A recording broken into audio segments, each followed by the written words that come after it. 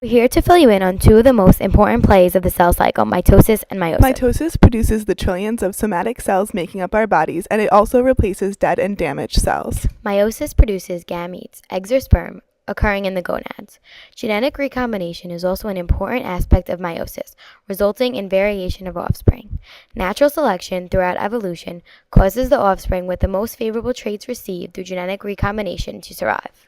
For future reference, a drawn X is a chromosome, and a double X is a double chromosome. We'll start off with mitosis. 2n46, 2n46, hike. The cell cycle is composed of interphase, mitosis, and cytokinesis. Interphase has three parts, G1, S, and G2. These parts are like a warm-up to mitosis for our team, the cell. In G1, the cell grows. In S, it continues to grow as it copies its chromosomes.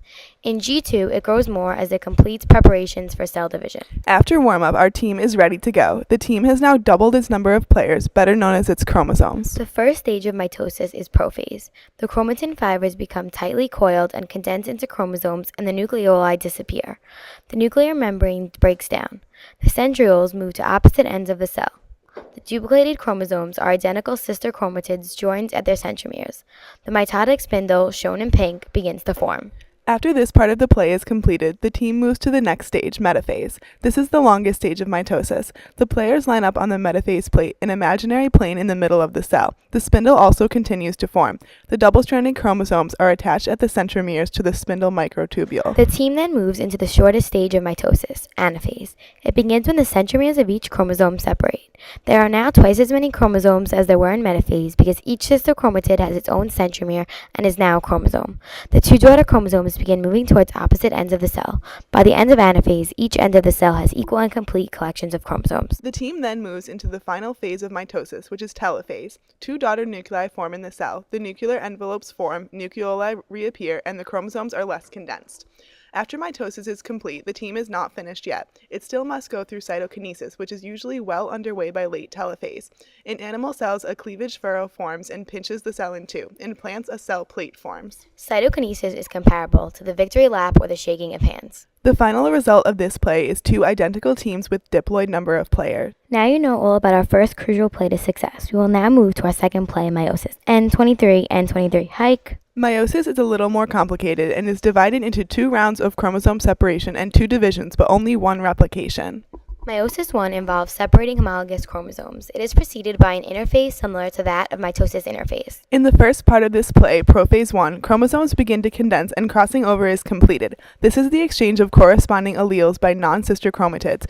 Centrosome movement, spindle formation, and nuclear envelope breakdown occur as in mitosis. The next part of the play is metaphase 1. Pairs of homologous chromosomes are arranged on the metaphase plate. One homolog is attached to the microtubules from one pole, while the other homolog is attached to the other pole. On to anaphase 1. Proteins responsible for sister chromatid cohesion break down, allowing homologs to separate. Homologs move towards opposite poles. Sister chromatid cohesion persists, allowing them to move as one unit. Next is telophase 1. At the beginning of telophase 1, each half of the cell has a haploid number of replicated chromosomes, each composed of 2 sister chromatids. Cytokinesis usually occurs simultaneously with telophase 1. In animal cells, a cleavage furrow forms, and in plant cells, a cell plate forms. No replication occurs between meiosis 1 and meiosis 2. The cell then goes into meiosis 2, in which the team separates sister chromatids. As a side note, all of the stages that occur in meiosis 2 happen in the 2 cells that resulted from meiosis 1, as in all of meiosis 2 happens twice simultaneously. For spatial purposes, we only illustrated each of the stages happening once. In prophase 2, a spindle apparatus forms. In metaphase 2, the chromosomes are positioned on the metaphase plate. The sister chromatids are not genetically identical because of the crossing over in meiosis 1.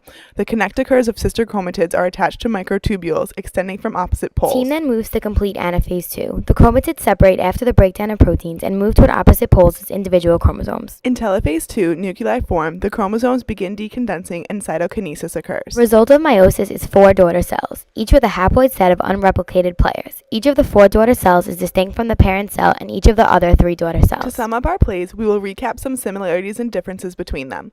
DNA replication occurs in both plays during interphase. Mitosis has 1 cell division, while meiosis has 2. Crossing over occurs only in meiosis during prophase 1.